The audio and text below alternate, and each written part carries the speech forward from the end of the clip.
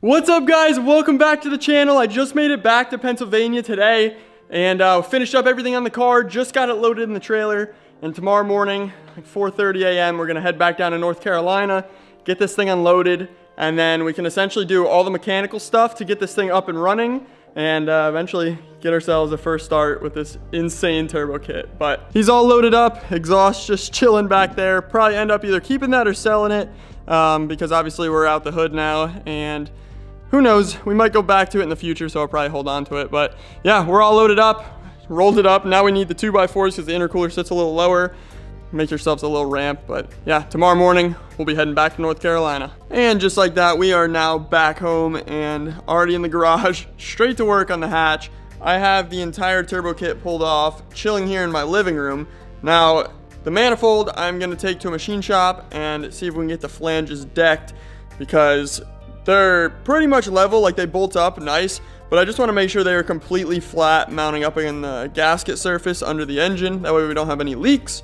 And then the rest of the piping, I am going to clean out thoroughly, make sure there is absolutely no metal shavings left in any of these, because that's the last thing we want, to start it up and shoot metal shavings into the turbo and into the engine, because yeah, that wouldn't be ideal. So I'm gonna make a run to a machine shop, see if we can get that done, and then that's just one more thing checked off the list to get this thing running.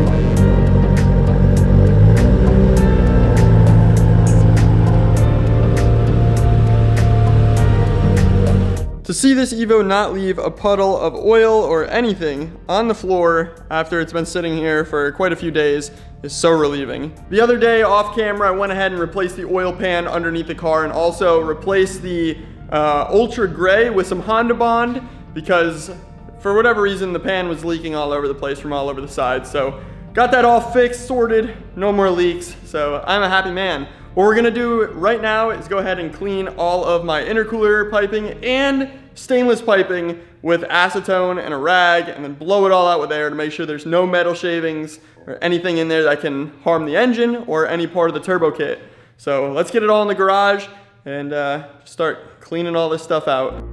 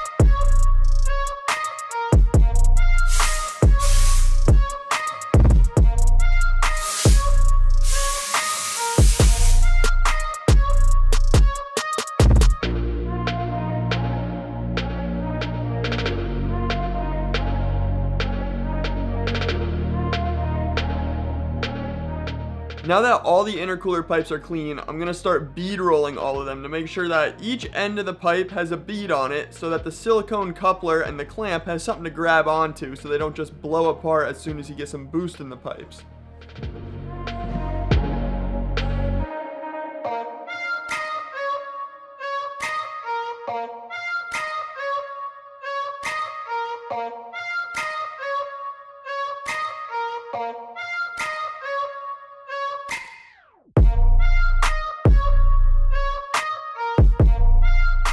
Every intercooler pipe is now cleaned and bead rolled, and I also went ahead and cleaned out both up pipes, the wastegate dumps, and pretty much everything stainless, the exhaust and the manifold, because I just picked up the manifold and yeah, came out pretty good. You can see right on the flanges where they went ahead and decked them, that way it'll sit perfectly flush on the bottom of the engine.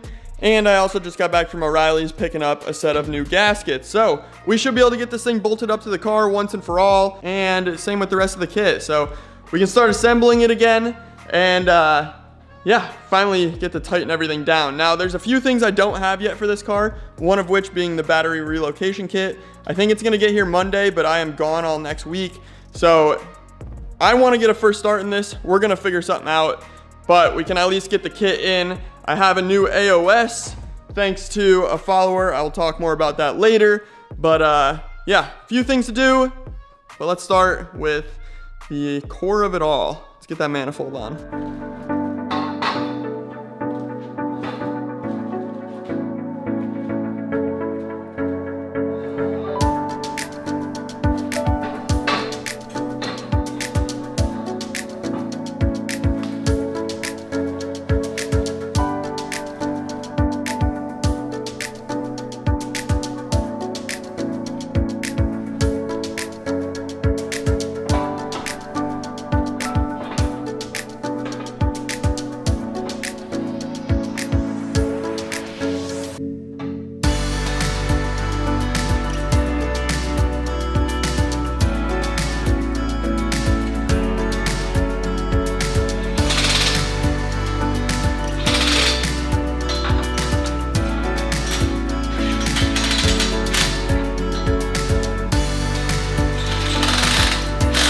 Manifold is now on, and so are the up pipes. I just have them kind of loosely mounted in there because before we get them tightened down and get the turbos in, there's a few things we got to handle. First off, our oil filler neck.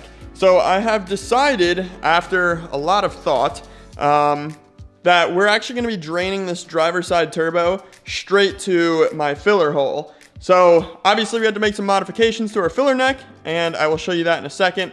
But I also wanted to show you something else. This here was our initial plan on our drains. Essentially, Trigaspec sent this over, so huge shout out to Trigaspec. This is a sandwich plate that sits above your oil filter and in between your oil cooler. Our idea with this was that we could drain the two turbos to these two -10ANs, and essentially it would just push oil into the filter, which then would get sucked up through the system.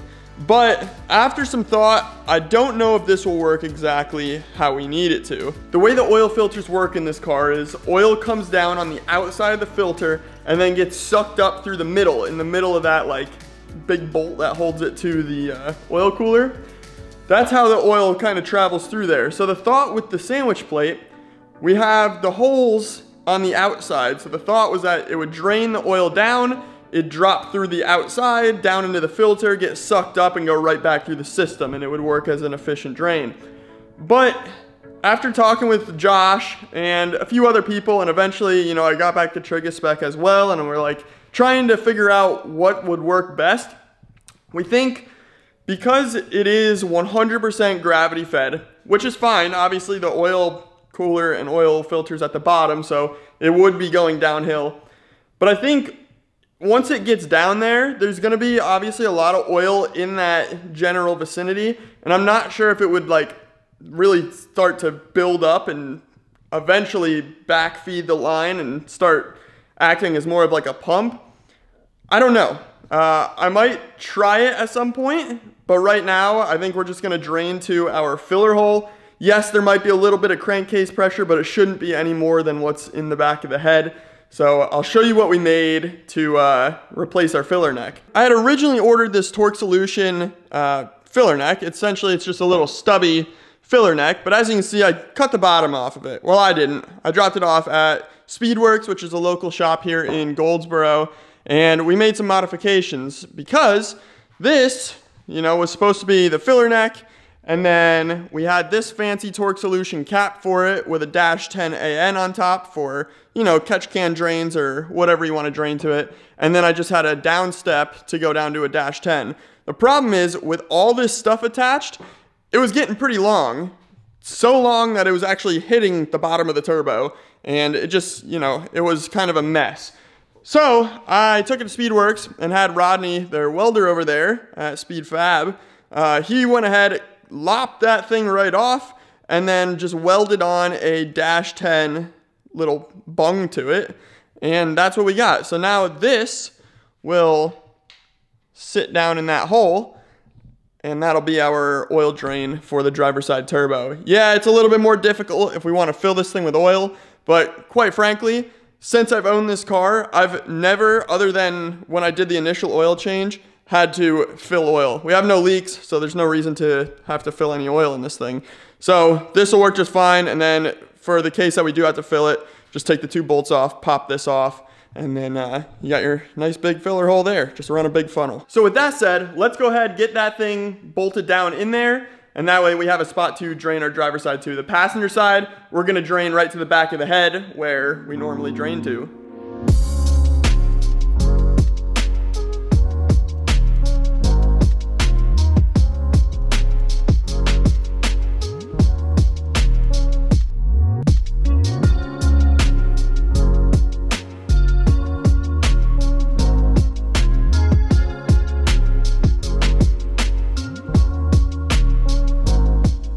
Now that we got our little -10 filler neck / bung thing chilling in here, our turbo drain, I want to move on to getting this harness wrapped up with some heat protection. I don't have my Funk Motorsports blankets and shields and all that stuff yet, but I do have some of this DEI wrap. I know this isn't going to do a whole lot, but it'll get us a first start for we'll let it run for 10 seconds so we can at least hear it. So I just want to get this wrapped up because it almost makes direct contact with the exhaust.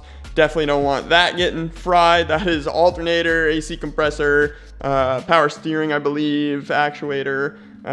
Yeah, a lot of important stuff here. So we'll protect this, and then, yeah, I think we'll be good. Everything else is a pretty good distance away from everything, to the point where we should be able to get a first start for 10 seconds or so, like I said. So let's go ahead, get this DEI stuff wrapped around this entire harness from the fuse box to about this point here, and then should be good.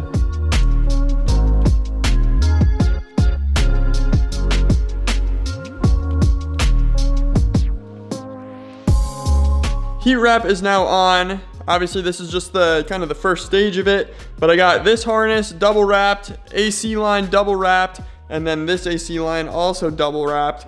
So hopefully this helps a little bit, can withstand 10 seconds of exhaust. I didn't have enough to do our power steering, but I think that's far enough out of the way anyways. Shouldn't really have an issue there. So now what I gotta do is take this torque solution guy here. This is to replace our oil drain in the back of the passenger side head. So I'm not sure if you guys are gonna be able to see, it's a little bit dark down there. Let me see if I can turn you guys up a little bit. Oh yeah, I love this camera.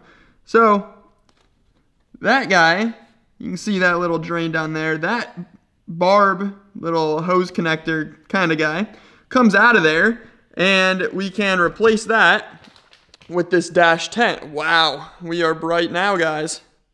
Oh, hold on, we're getting there. There we go. All right, so we'll replace that with this -10, and then we can just run our AN drain line straight down to the back of the head where your factory turbo would drain to. So that's our idea for the passenger side, nice and simple. And then obviously we got our driver side fitting in there right in our filler neck. So those are 2 drains. The 2 fills are gonna come right out of our AVCS solenoid on top of the valve cover on each side. So we got fittings to make that work as well. So that's where our feeds are gonna come from. I'm gonna knock out the oil drain on the passenger side real quick. It's really dark, kind of hard to film that area. Shouldn't take more than hopefully 5 minutes to get that thing swapped out. So we'll get that done, and then I'll probably work on plumbing the new AOS. That way all of our hoses are in place and we know what's gonna have to be there when the exhausts come through. So yeah, that's the game plan. Let's get to work. A phone call and 3 seconds later, and we got this guy out. Shout out to my boy Chase for the little hint on how to get these out. They are pressed in, so if you tried to just take this out with your hands, you're gonna be struggling. But he's like, take the top off your jack handle, stick it on top, give her a couple wiggles, and she'll come right out. And that's what I did. One wiggle, thing popped right out. So now we can get the -10 one in there. That's just O-rings and a 10 mil bolt, and we're good to go. And just like that, I know it's hard to see in there, but that fitting is in there.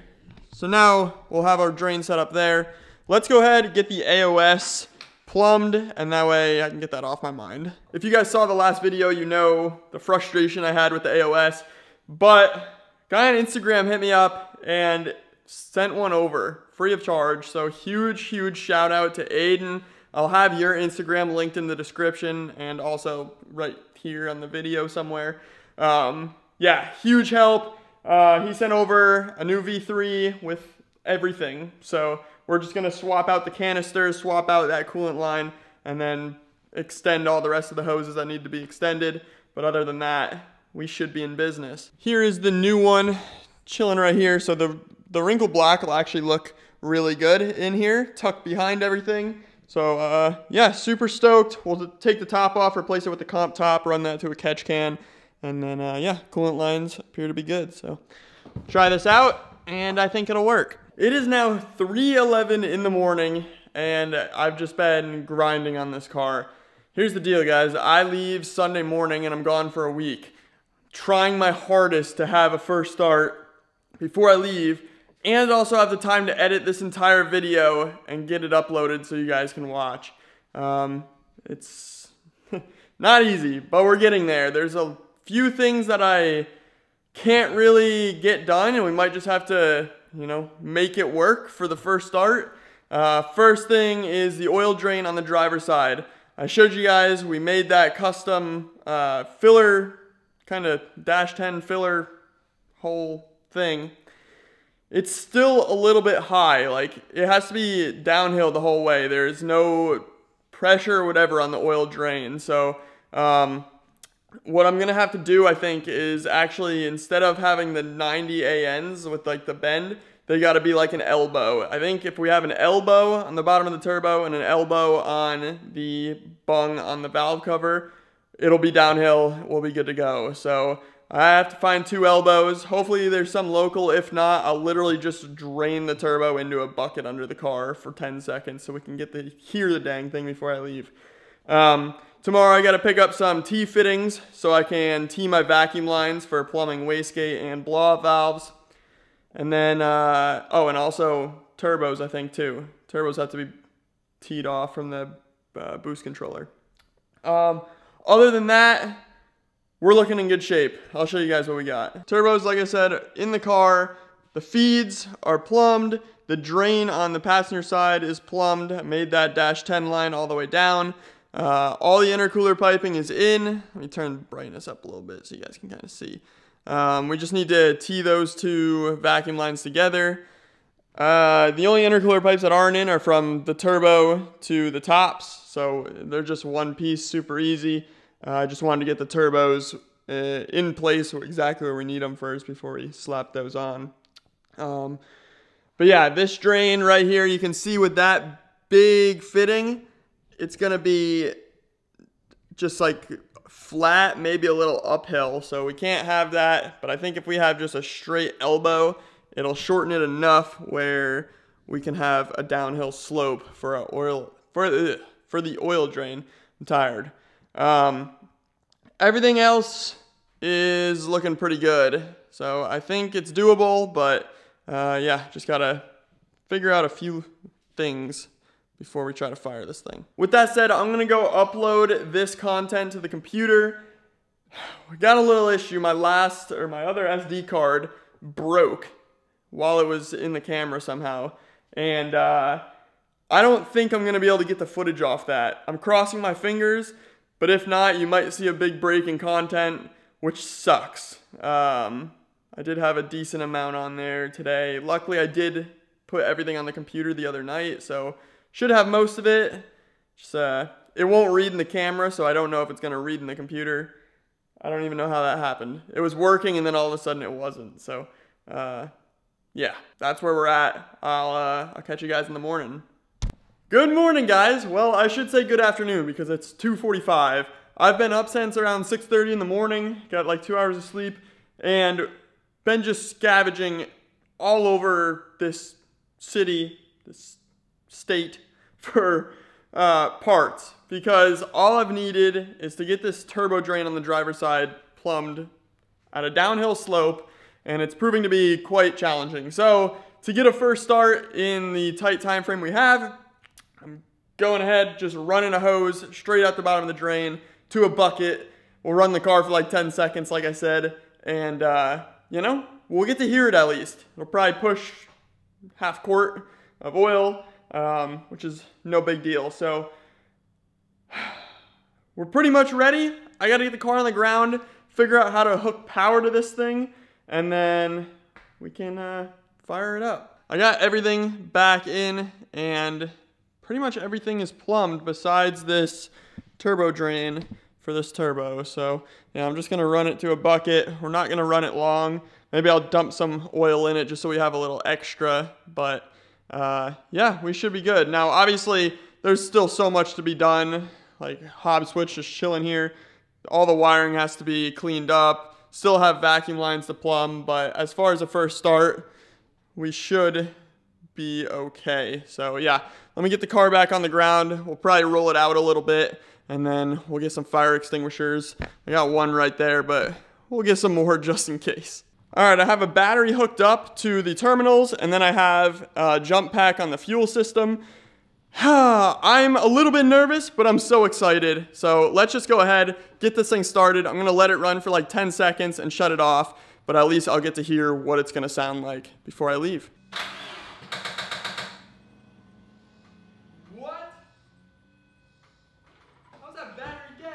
I'm not too sure how that battery dies being out of the car, but when it was in the car, it's always been fine. Kind of weird, but let me swap the battery tender onto the battery, and then I'll put the jumper cable. I don't know. Gotta figure something out. Take two. I got the jump pack hooked to the terminals. I have the battery hooked to the fuel system. So hopefully it's enough voltage to at least power the fuel system.